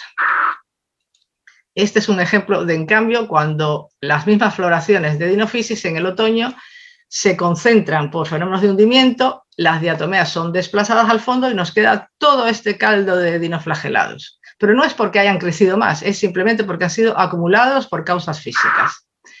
Y antes, como oí que estaban preguntando cómo medir la toxina de los dinoflagelados, Cristina les comentó lo más frecuente es con los bivalvos, pero cuando son células escasas, estos son artilugios que hacíamos para concentrar a los Dinophysis y poder analizar las toxinas en las células. Y estos son otros trucos de filtración inversa para luego aislar Dinophysis a partir del concentrado que queda aquí debajo. Pero eso, hay formas de analizar las toxinas sin necesidad de llegar al análisis de los bivalvos ni tener los cultivos. Entonces, cuando llegamos a la pregunta final, ¿hay una clasificación exacta de los episodios de algas nocivas en términos socioeconómicos? Pues yo diría que no la hay en términos rígidos. Hay que considerar tres aspectos: la especie, en las condiciones de la especie, sus características, la toxina que produce, su perfil de toxina, sus condiciones de crecimiento, la hidrodinámica del sistema y el recurso que se está explotando. Del conjunto de estas tres cosas resulta el impacto. Un ejemplo, tenemos las floraciones de Dinophysis con perfiles en el que predominan las pectenotoxinas. Si el recurso que se explota es el mejillón nada más al comerse al Dinophysis transforma las pectenotoxinas en pectenotoxina 2 secoácido, que no son tóxicas en los bioensayos. En cambio, los pectínidos, lo que llaman la concha abanico ustedes, no transforman la pectenotoxina en el correspondiente secoácido, con lo cual mantienen la toxina durante un largo periodo de tiempo y se ven afectadas. Con lo cual, la misma especie en el mismo sistema resulta afectada o no resulta afectada. Y en cuanto a la hidrodinámica del sistema, la misma especie creciendo a la misma velocidad, en un sistema muy dinámico, muy ventilado, con mucha entrada y salida de agua con el exterior, puede no llegar a formar el bloom. En una zona confinada puede causar problemas. Yo ahora, como hablábamos de clasificación de grupos, voy a introducirles ahora en lo que es algo más novedoso, lo que está dando más controversias actualmente, y que sería una clasificación en base a las necesidades nutricionales de los fitoflagelados. Entonces, en cuanto a los modos nutricionales, tendríamos los ausótrofos, no digo autótrofo, porque no hay prácticamente ningún fitoflagelado que se cultive solo con agua de mar y nutrientes inorgánicos. Todos necesitan ciertas vitaminas, ciertos quelantes, por lo cual le llamamos ausótrofos. No hay ninguno puramente autótrofo.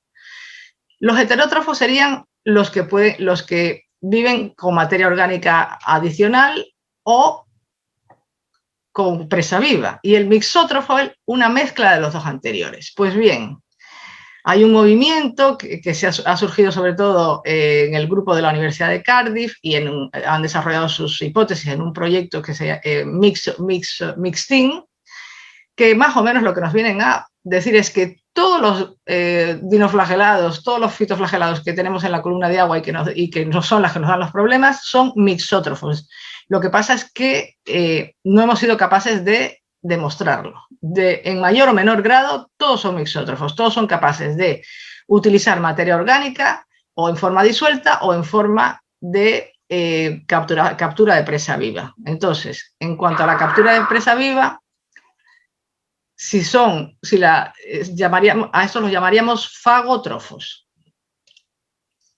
Entonces, por lo tanto, tenemos los que necesitan solo compuestos inorgánicos más los metales, trazas y vitaminas, que serían los puramente ausótrofos, los que pueden tomar materia orgánica disuelta, pero de forma disuelta, perdón, y los que es el caso de captura de presa viva. Pero dentro de los que capturan presa viva o que toman materia orgánica disuelta, tendríamos los casos que son obligados, que si no los toman no son capaces de sobrevivir, o facultativos, que si lo encuentran bien, crecen más rápido, pero si no lo encuentran son capaces de crecer, como los de aquí. Esto ha dado lugar, y luego dentro de los fagótrofos, hay una fascinante literatura nueva sobre mecanismos de captura, pero bueno, hay otros ya llevan más tiempo publicados, pero esto fue una revolución para la sucesión planctónica, porque no era que los predilinios y otros dinoflagelados aparecieran más tarde por condiciones de nutrientes, era porque se alimentaban de los anteriores. Entonces, los fagótrofos del plancton, los mixofagótrofos, han desarrollado distintos métodos para capturar sus presas, que se pueden resumir en engullimiento, captura con pallium, mediante mucílago o misocitosis.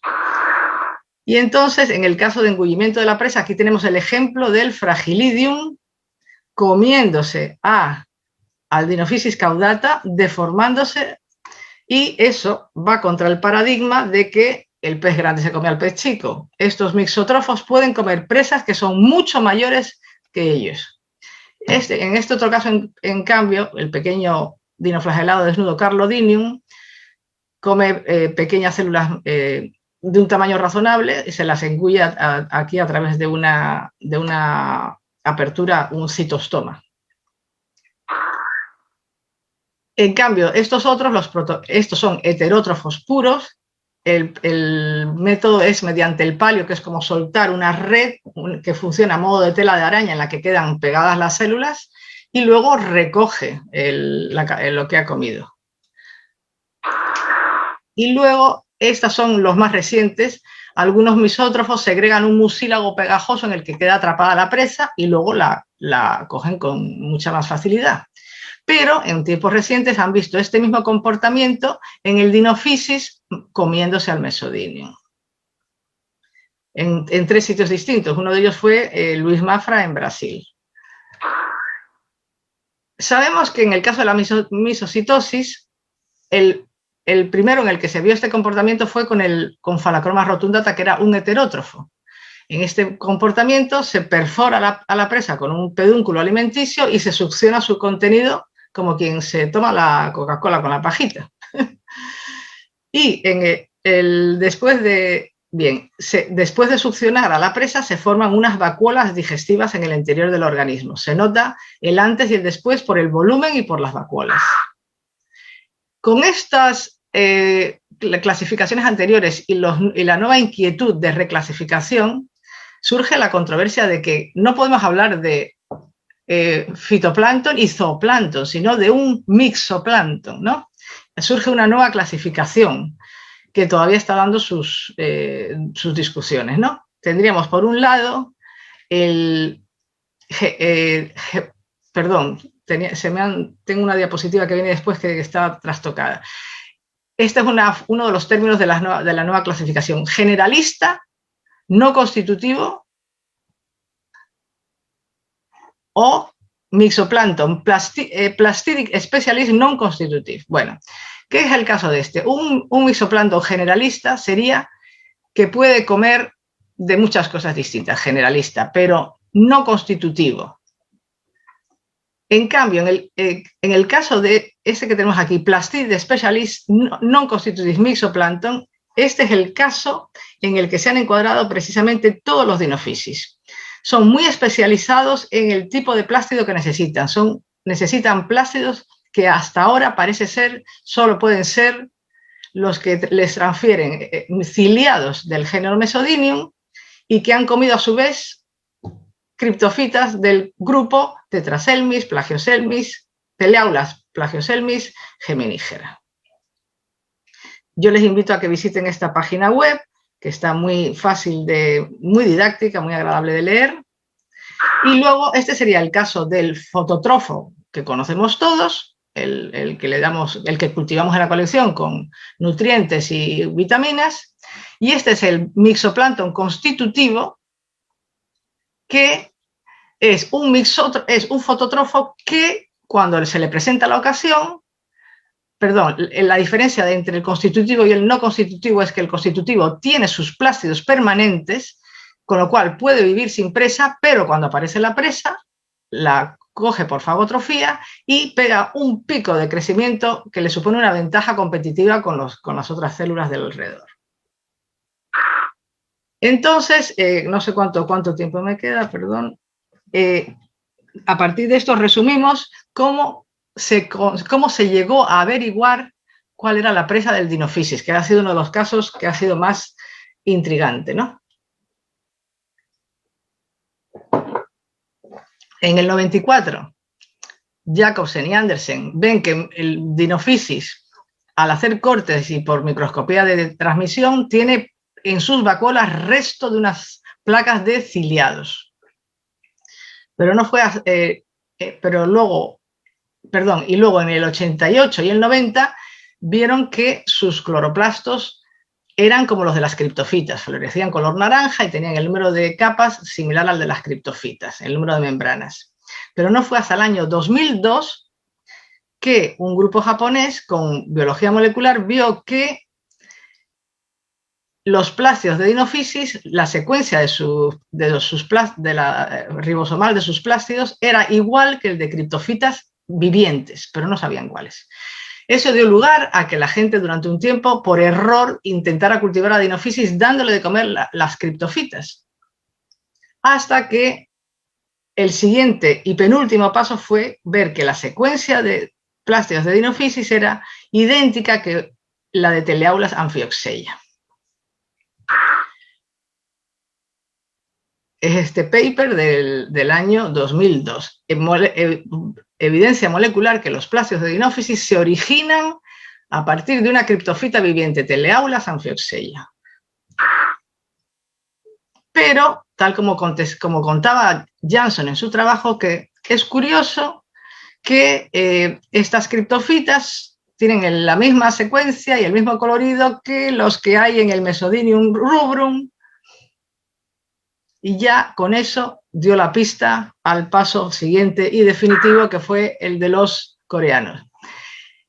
Pero antes de eso, el otro paso importantísimo fue el descubrimiento de la alimentación de Mesodinium rubrum, que Mesodinium rubrum no se consiguió cultivar hasta que se les dio de comer las criptofitas, que eran las donantes de plásmidos con los cuales formaba un endosimbionte interior. Este Mesodinium necesita que las criptofitas de las que se alimenta pertenezcan a este clado, o Teleaulas, Plagioselmis y Geminífera. O sea, es específico de presa, pero específico que admite 3 géneros distintos. Es lo que parece de momento, ¿no? Bueno. Y luego, ya sabiendo ese penúltimo paso del caso del Mesodinium, el paso definitivo fue darle a Dinophysis de comer Mesodinium, y así ya fue donde se vio que Dinophysis hacía igual que su pariente Phalachroma, comérselo por misocitosis, pero aparte de eso se retenía sus plásmidos y funcionaba como cleptoplástidos. Robándole los plásmidos, no se los digería, los usa para fotosintetizar. En resumen, mixótrofo obligado requiere presa viva, que sería el Mesodinium. Este Mesodinium, a su vez, necesita la criptofita, y el Dinophysis necesita la luz, compuestos inorgánicos, la presa, y puede que también sea capaz de utilizar materia orgánica disuelta. Esta que ven aquí es el logo de nuestro grupo, y la dirección está puesta por aquí arriba, Vigo Hub, por si quieren, si están interesados en ver en otros trabajos de otros proyectos. No me presenté al principio, trabajo en el Instituto Español de Oceanografía en Vigo. Y ahora estoy encantada de responder a las preguntas que les pueda haber sugerido esta tormenta de ideas que les di. Agradecemos a la doctora Beatriz Reguera Ramírez por la excelente ponencia. Pasamos a la ronda de preguntas. Pueden hacerla a través del chat del Zoom. También si desean hacerlo a través de Facebook para los participantes que están viendo a través de ese video. ¿Perdón? Buenas tardes, doctora. Vale.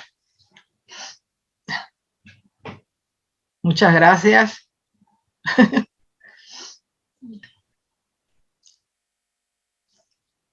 Hay una pregunta de Leila. Dice, ¿Dinofisis consume estrictamente mesodinium o puede consumir otras especies? Bueno, esa es una buena pregunta. Hay gente que, bueno, hasta ahora todas las publicaciones muestran a Dinofisis que ha consumido Mesodinium rubrum, en cultivo Mesodinium rubrum solamente en los experimentos de laboratorio. En el mar sabemos que también consume Mesodinium major, otro Mesodinium, pero hay un trabajo reciente del grupo de Patricio Díaz en Chile, en colaboración con algún colega mío, y hay sospechas de que algunas especies de Dinofisis pueden comer otros ciliados que no sea el Mesodinium y que a su vez ese ciliado coma criptofitas que no son del grupo TPG, tal como lo que se ha encontrado en la secuencia de sus plástidos. O sea, que se ha probado que esos Dinofisis acuta y otras especies tienen plástidos que no corresponden a Mesodinium y no corresponden al grupo TPG, sino a los del grupo Strombidium Strombidium es un ciliado, no me sé de memoria el nombre del grupo. El grupo quinto no es el TPG, sino el grupo de... No me viene a la memoria ahora, pero en fin, es un resultado muy novedoso, pero hace falta poder demostrarlo con cultivos. Paula Aguayo pregunta, al integrar la criptofita en el dinófago, ¿integra todos los organelos? Cuando el Dinofisis succiona todo el contenido de su presa, digiere todo, pero mantiene sin digerir a los plástidos. El resto se queda en vacuolas digestivas, pero al poco rato lo digiere, claro. Bueno, al cabo de un tiempo. O sea que mantiene vivo lo que le interesa. Los plástidos se quedan sin digerir. Lo que pasa es que esos plástidos se creía que a medida que las células se iban dividiendo y se diluían, ya el Dinofisis no podía hacer nada más, pero lo que se ha visto recientemente es que en el núcleo de Dinofisis hay algunos genes capaces de controlar a sus plástidos y puede haber alguna división, una o dos divisiones, pero no las suficientes como para que pueda vivir sin comer presa. O sea, es una situación intermedia entre un organismo que es cleptoplastídico o que es mixótrofo constitutivo, un término medio. Marías con pregunta, en cuanto a los factores ambientales que influyen en el crecimiento de Dinofisis, ¿se podrá afirmar que varían de acuerdo a cada región? ¿Por qué? ¿Se podría afirmar que, la última frase? Que varían de acuerdo a cada región. ¿Por qué? Los factores que estimulan el crecimiento. Sí, es que no entiendo. Crecimiento de Dinofisis. Vamos a ver, Dinofisis hemos dicho que necesita nutrientes y necesita la presa, Mesodinium. O sea que, digamos que lo importantísimo para el Dinofisis en los modelos que se están desarrollando y en predicciones futuras y en seguimientos satelitales es el paso anterior. Hay Mesodinium. Si no hay Mesodinium, el Dinofisis no puede crecer. Lo que pasa es que una vez que coge el Mesodinium, puede tener una serie de divisiones y estar un tiempo creciendo, aunque ya el Mesodinium haya desaparecido. Luego, los factores de las concentraciones que alcance va a determinar mucho de la hidrodinámica de la localidad, porque habrán oído siempre de que el crecimiento de Dinofisis está muy asociado a la estratificación de la columna de agua y que muchas veces aparecen formando capas finas, con lo cual tendremos condiciones en que el Dinofisis está acumulado en un sitio porque lo metieron las corrientes con el viento, pero cuando hay crecimiento de verdad, que lo vemos con estimación de tasas de división in situ que hemos puesto a punto, lo que favorece el crecimiento de Dinophysis es una estructura de la columna de agua determinada. Y digo determinada porque no es lo mismo para Dinophysis acuminata que para Dinophysis acuta. Cada uno tiene sus traits, sus condiciones peculiares, de condiciones óptimas de donde tiene que estar esa capa de estratificación, que va a depender de su tolerancia a la luz, a la turbulencia y la relación con la presa, por supuesto. No sé si le he dado la respuesta clara o lo he puesto más difícil que antes. Linda Sumaya consulta, ¿se ha encontrado otro género, especie o grupo fitoplanctónico que hace lo mismo? Que haga lo mismo que Dinophysis. Vamos a ver, hay muchos dinoflagelados, o prácticamente todo. Yo creo que si van donde los trabajos del coreano Hae-Jin Jong, todos los que ha probado en el laboratorio acaban comiendo algo que no se, acaban demostrando que son fagótrofos. Igualito que el Dinophysis, vamos a ver, Dinophysis que tenga plástidos especializados, Plastidic Specialist Non-Constitutive Mixotroph, de momento solo son los Dinophysis. Hay otros que usan cleptoplástidos, pero no tienen esa necesidad de presa tan especializada. O sea que de momento los Dinophysis están formando un grupo único dentro del mixoplancton. Los Plastidic Specialist Non-Constitutive Mixotroph. Hay otros que, por supuesto, comen presa, retienen el plástido, esto y lo otro, pero con estas características concretas de que tiene que ser una presa tan específica y que no es constitutivo y que es mixótrofo, de momento solo los Dinophysis.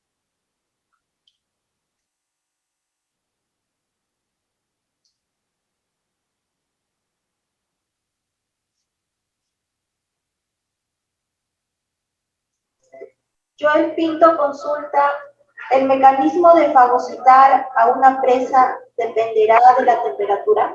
Perdón, mira, que me están preguntando, porque yo soy muy lenta para contestar a los chats, que si Caudata se alimenta de Mesodinium. Sí, sí, también. Está publicado. Los primeros que lo cultivaron fueron los japoneses, el grupo de Nagai, el cultivo de Caudata. Y nosotros cultivamos el Tripos, o sea, todos esos están publicados. La lista que puse de los Dinophysis, que como seguros productores de toxinas, todos esos han sido cultivados con Mesodinium, todos los Dinophysis cultivados hasta la fecha lo han sido con Mesodinium, lo cual no quiere decir que estemos dándole de comer la presa óptima, porque algunos crecen muy bien y otros no crecen tan bien. Eso es lo que hay que averiguar. En el laboratorio cultivamos rotíferos con levadura y ya sabemos que en el medio natural no comen levadura.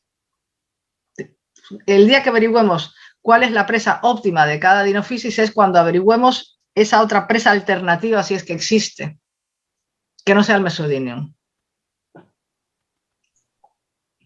Moni SS pregunta, primero agradece, muchas gracias doctora Beatriz. ¿Es necesario hacer cultivo o análisis de toxicidad para que una especie deje de ser potencialmente tóxica? Para que deje de ser potencialmente tóxica. No entiendo bien esa pregunta. Yo creo que no. O sea, que la formule de otra manera, porque me está diciendo que deje de ser potencialmente tóxica. ¿Cómo voy a hacer eso yo? A ver, que repita la pregunta. ¿Es necesario hacer cultivo o análisis de toxicidad para una especie? O sea, para determinar si es tóxica. Sí. Vale. No es necesario hacer cultivo. Bueno, vamos a ver. Hacer cultivo es siempre lo definitivo, pero vamos a ver, con los Dinophysis, antes de que existieran los cultivos, cuando hubo la mejora tan grande de los métodos de análisis por cromatografía líquida acoplada a masas, fuimos capaces de analizar toxinas en Dinophysis aislando individuos por micromanipulación. Aislando, digamos, entre 10 y 50 individuos, yo puedo analizar las toxinas que tiene ese Dinophysis. Lo que pasa es que hay una duda final. Yo estoy demostrando que ese bicho que he aislado tiene esas toxinas, pero el cultivo me va a servir para demostrar que las produce. hasta que no lo demuestre en cultivos, siempre puede haber algún disgusto final. Y no sé si conocen el ejemplo de los azaspiráceos. Se estuvo durante mucho tiempo creyendo que el productor era Protoperidinium crassipes y resulta que Protoperidinium crassipes era simplemente el que se lo comía. Aislaron células de Protoperidinium, las analizaron, tenían azaspiráceos, pero no las producía él. O sea que al coger células y analizar, tengo que tener cuidado de que no esté analizando al vector en vez de al que produce las toxinas.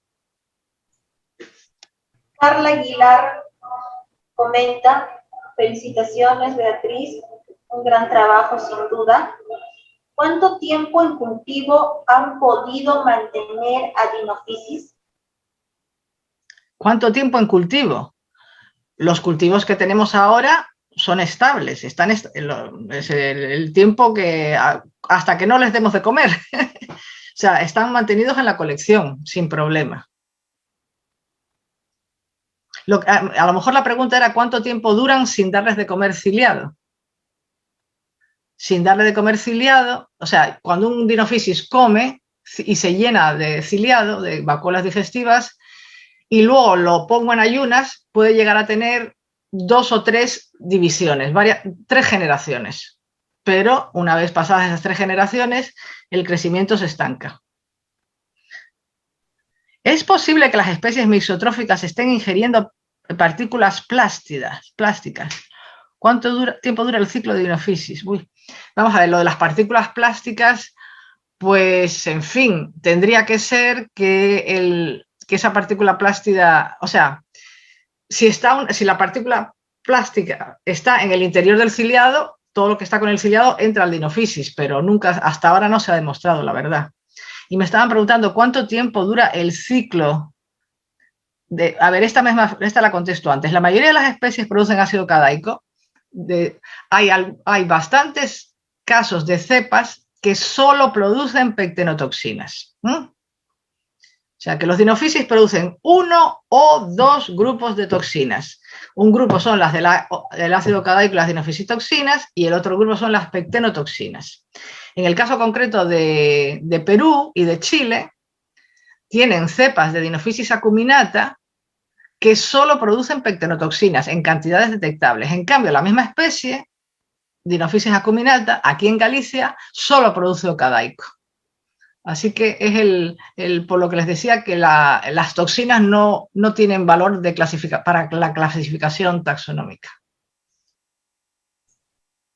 Muchísimas gracias. En Bahía La Paz de Sur México tenemos muchos ¿muchos qué? No se ve la pregunta entera, a ver, espérate. Hay una pregunta a través del Facebook, también están viendo.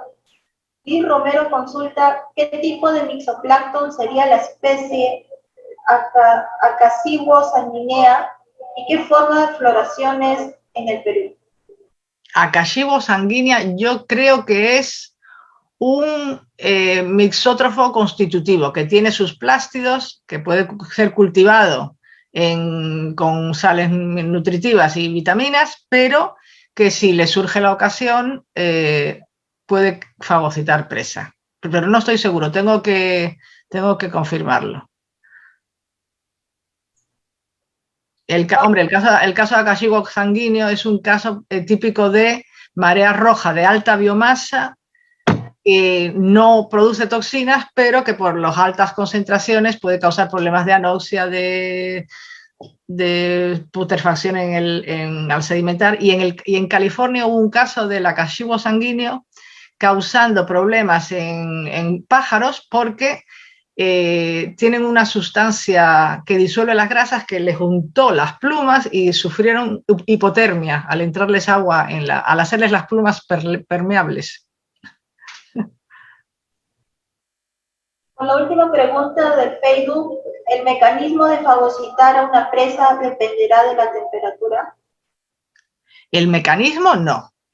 El mecanismo no. La temperatura puede afectar a la tasa de filtración, a la tasa de engullimiento, porque obviamente cada especie tiene su ventana óptima de temperatura. Entonces en su óptimo de temperatura la natación, la filtración, el ataque a la presa será óptimo, pero el mecanismo no varía por la temperatura, no. La última pregunta del chat del Zoom, Luis Eduardo Castro Cera. Excelente su presentación, estimada doctora Beatriz. Gracias. Muchas gracias. Y su experiencia. Su pregunta es la siguiente. ¿Estas especies de gran interés tienen estudios de distribución de especies a nivel mundial? ¿Existe alguna dinámica conocida relacionada con las corrientes marinas?